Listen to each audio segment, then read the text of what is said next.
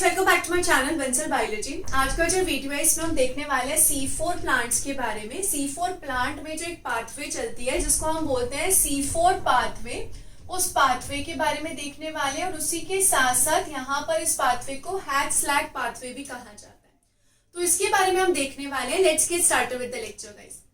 अगर हमें पता है प्लांट्स फोटोसिंथेसिस करते हैं, फोटोसिंथेसिस करके क्या बनाते हैं, खाना बनाते हैं, ग्लूकोज बनाते हैं। तो यहाँ पर ये बनता कैसे, इसको बनाने के लिए हमें लगता है CO2 मॉलिक्यूल। CO2 को यूज करके, कार्बन डाइऑक्साइड को यूज करके बनाया जाता है खाने को। अगर हम यहाँ पे देखें, हमने बचपन से एक रिएक्शन भी पढ़ा होगा, H2O plus CO2 gives C6H12O6 plus O2। यहाँ पर इस तरीके से हमने ये रिएक्शन बचपन से हम पढ़ते हुए आ रहे हैं कि हम बोलते हैं फोटोसिंथेसिस में ऐसा होता है, फोटोसिंथेसिस में ऐसा होता है। तो आप देख सकते हैं इसमें क्या चाहिए, इसमें आपको CO2 चाहिए रहती है। लेकिन अब होता क्या है, अगर ऑक्सीजन का अमाउंट ज्यादा हो गया प्लांट के पास, अगर ऑक्सीजन का अमाउंट ज्यादा हो गया तो प्लांट यहाँ पे फोटोसिंथेसिस की जगह फोटो रेस्पिरेशन करने लगता है। फोटो रेस्पिरेशन एक वेस्टफुल प्रोसेस होता है क्योंकि वो ऑक्सीजन को उस केस में अंदर लेता है अपने, और CO2 को वो रिलीज करेगा। कहाँ एक प्लांट को CO2 को लेना था, कहाँ वो CO2 को रिलीज कर रहा है। फोटोसिंथेसिस में वो CO2 को अंदर लेता है। ये होता है क्यों, अगर ऑक्सीजन का जो कॉन्सेंट्रेशन है वो ज्यादा हो जाए। तो यहाँ पर इस चीज से बचने के लिए C4 प्लांट्स ने एक टेक्निक निकाली, C4 पाथवे। उन्होंने क्या किया, उन्होंने CO2 की कॉन्सेंट्रेशन को प्लांट में स्टोर करके रख लिया। उन्होंने कहा कोई बात नहीं, हम CO2 को प्लांट में कॉन्सेंट्रेट करके रखेंगे, स्टोर करके रखेंगे, ताकि हमें कभी दिक्कत ही ना और हमें क्या ना करना पड़े, फोटो रेस्पिरेशन करना ही ना पड़े।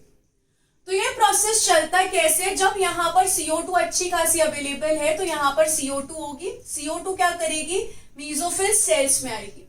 अब यहाँ पर प्लांट्स के पास दो सेल है, मीजोफिल और बंडल शीथ। दोनों के पास ही क्या प्रेजेंट होते हैं, दोनों के पास क्लोरोप्लास्ट नाम का जो स्ट्रक्चर है वो प्रेजेंट रहता है। दोनों के पास क्लोरोप्लास्ट प्रेजेंट है, यानी कि ये दोनों ही एक ऐसे सेल्स हैं जो कि क्या परफॉर्म कर सकते हैं, फोटोसिंथेसिस परफॉर्म कर सकते हैं। क्योंकि हमें पता है क्लोरोप्लास्ट चाहिए होते हैं फोटोसिंथेसिस के लिए। तो यहाँ पर इस तरीके के स्ट्रक्चर को बोला जाता है क्रैन्स एनाटॉमी। क्रैन्स एनाटॉमी का मतलब क्या है कि यहाँ पर इसके पास दो सेल्स प्रेजेंट है जो कि कैसे हैं, फोटोसिंथेसिस कर सकते हैं, एक दूसरे से कनेक्टेड है with the help of a plasmodesmata, और यहाँ पर दोनों फोटोसिंथेसिस कर पा रहे हैं। तो इस तरीके के स्ट्रक्चर को जो कि C4 प्लांट्स में प्रेजेंट होता है, हम इसको क्रैन्स एनाटॉमी कहते हैं। अब यहाँ पर होता है क्या, जब CO2 अवेलेबल होती है ना तो मीजोफिल सेल्स में आएगी और किस में कन्वर्ट हो जाएगी, बाइकार्बोनेट में कन्वर्ट हो जाएगी। इस मॉलिक्यूल का यहाँ पर एक इंतजार कर रहा होता है स्ट्रक्चर जिसका नाम होता है पेप। पेप का मतलब क्या होता है, फॉस्फोइनॉल पाइरूवेट। फॉस्फोइनॉल पाइरूवेट इसका इंतजार कर रहा है। फॉस्फोइनॉल पाइरूवेट के पास कितने कार्बन होते हैं, टोटल 3 कार्बन होते हैं। ये दोनों स्ट्रक्चर्स यहाँ पे मिलेंगे और यहाँ पर मिलके किसकी सिंथेसिस करेंगे, यहाँ पर ये सिंथेसिस करेंगे ऑक्सैलो एसीटेट की।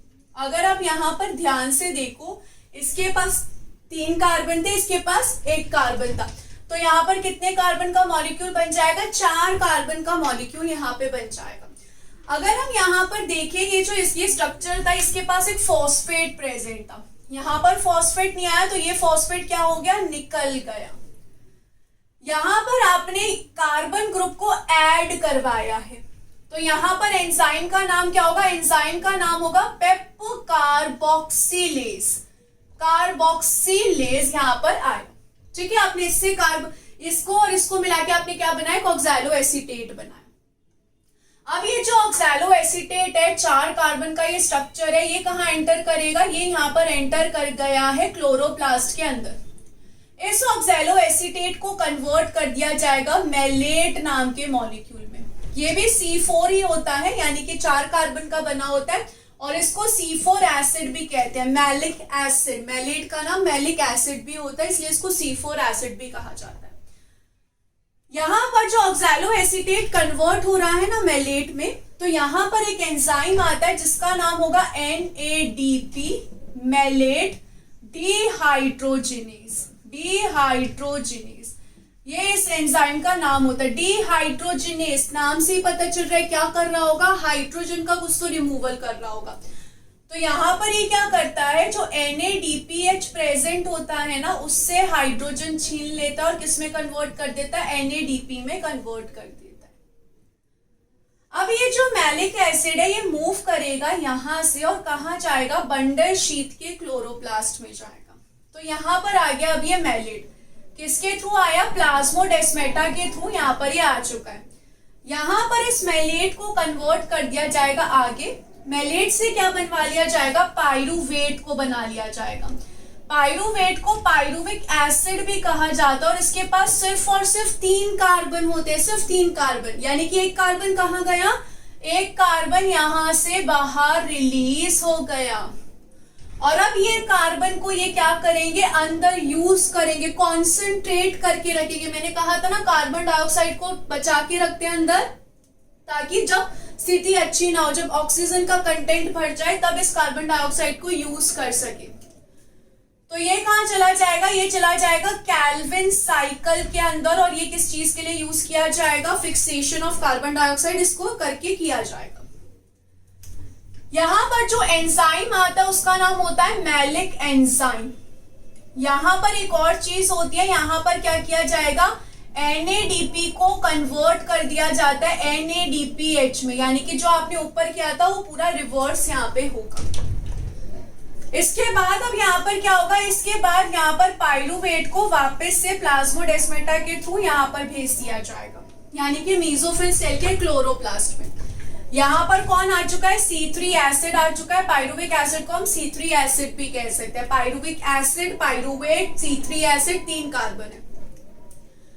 यहाँ पर इसको वापस से कन्वर्ट कर दिया जाएगा फॉस्फोइनॉल पाइरुवेट में, पाइरुवेट में। तो हम इसको किस में कन्वर्ट कर रहे हैं, फॉस्फोइनॉल पाइरुवेट में कन्वर्ट कर रहे हैं।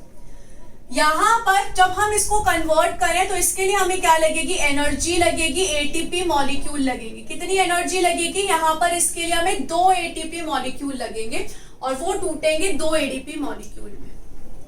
अगर हम यहाँ पर एंजाइम का नाम देखें तो एंजाइम का नाम क्या होगा, पाइरुवेट ऑर्थोफॉस्फेट डाइकाइनेस, ऑर्थोफॉस्फेट डाइकाइनेस। और ये यहाँ पे रिएक्शन कर देता है। फिर उसके बाद यहाँ पे फॉस्फोइनॉल पाइरुवेट फिर से बाहर चला जाएगा और फिर से ये साइकिल दोहराई जाएगी। तो इस तरीके से यहाँ पे C4 साइकिल चलता है। बेसिकली इसका रीजन क्या है, यहाँ पर ये जो CO2 कॉन्सेंट्रेट हो रहा है ना बंडल शीथ सेल में, ये आपको यहाँ पर चाहिए। कहानी की शुरुआत यहाँ पर क्या किससे हो रही है, पेप कार्बोक्सिलेज नाम के एंजाइम से हो रही है। तो यहाँ पर ये होते हैं C4 साइकिल, जो कि शुगर केन और कॉर्न में देखी जाती है, जो C4 प्लांट्स है उनमें देखी जाएगी। बेसिकली CO2 को कॉन्सेंट्रेट करके रखना है ताकि फोटो रेस्पिरेशन को प्रिवेंट